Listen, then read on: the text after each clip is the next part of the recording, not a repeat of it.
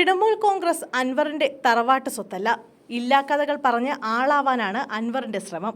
തൃണമൂൽ കോൺഗ്രസ് സംസ്ഥാന കൺവീനറായ PV അൻവറിനെതിരെ തുറന്നടിച്ച് TMC സംസ്ഥാന വിഭാഗം.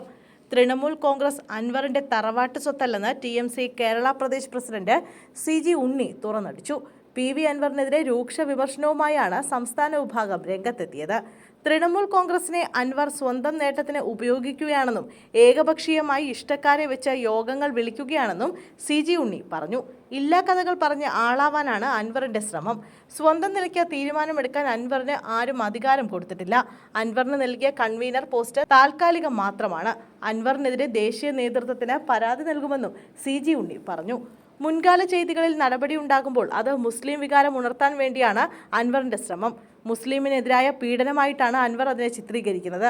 ഒരു മതേതര പ്രസ്ഥാനമായ തൃണമൂൽ കോൺഗ്രസിൽ ജാതി സ്പിരിറ്റോടെ കയറുവന്ന് ആ ജാതിയെ മാത്രം ഫോക്കസ് ചെയ്ത് അവരുടെ മൊത്തക്കച്ചവടം അൻവറിനെ ആരും ഏൽപ്പിച്ചിട്ടില്ല.